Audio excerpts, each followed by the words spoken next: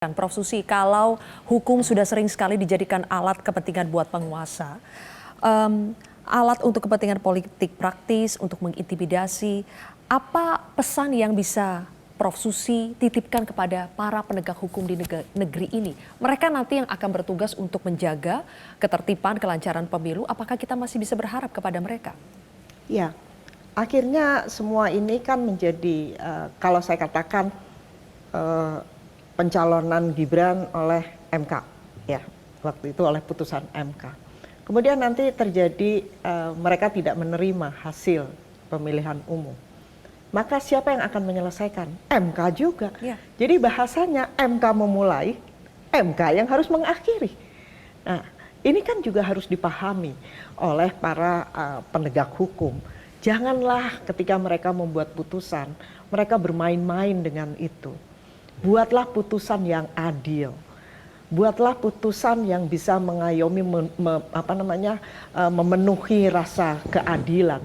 Buatlah putusan yang bisa menumbuhkan budaya hukum. Oleh karena itu kita membutuhkan penegak-penegak hukum, terutama hakim-hakim, yang bisa menggunakan akal sehatnya. Dia punya kapasitas yang baik, yang tinggi. Dia penuh dengan kenegarawanan. Terutama saya bicara untuk Mahkamah Konstitusi ini. Karena apa? Mahkamah Konstitusi itu adalah sebuah pengadilan ketatanegaraan yang dia mengadili persoalan-persoalan politik. Ya. Oleh karena itu, punya potensi untuk terjadi politicization of the judiciary.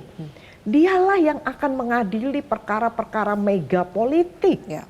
Dan mega politik itu salah satunya adalah perkara-perkara yang berkaitan dengan pemilihan umum. Ya.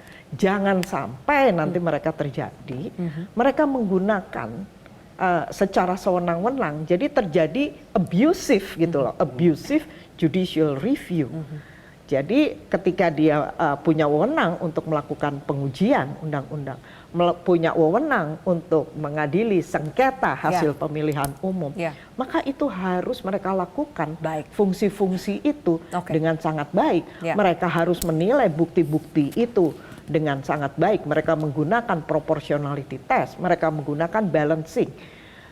Jadi memang mereka harus punya kapasitas yang baik. Dan di atas itu mereka punya kenegarawanan yang baik. Jadi mereka harus sadar bahwa mereka juga melakukan apa, fungsi apa, balancing terhadap cabang kekuasaan yang lainnya. Juan Lins itu sudah membuat semacam litmus test untuk menengarai authoritarian behavior, perilakunya itu apa. Pertama misalkan dia katakan adanya komitmen yang rendah terhadap aturan-aturan demokrasi. Kemudian yang kedua, dia tidak mau mengakui adanya oposisi yang legitimate.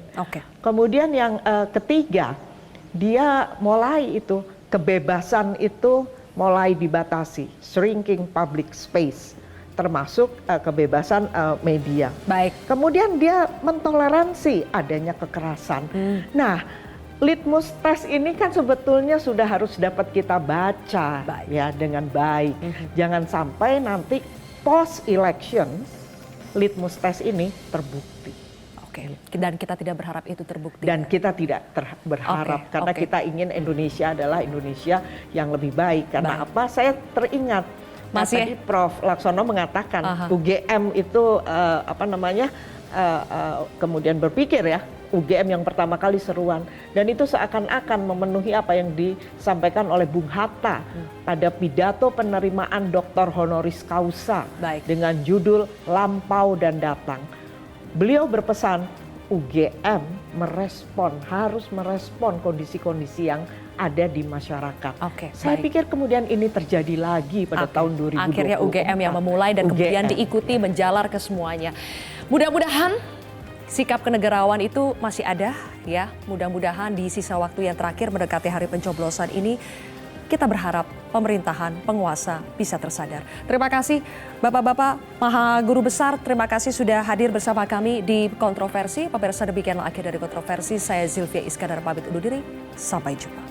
Jelajahi cara baru mendapatkan informasi. Download Metro TV Extend sekarang.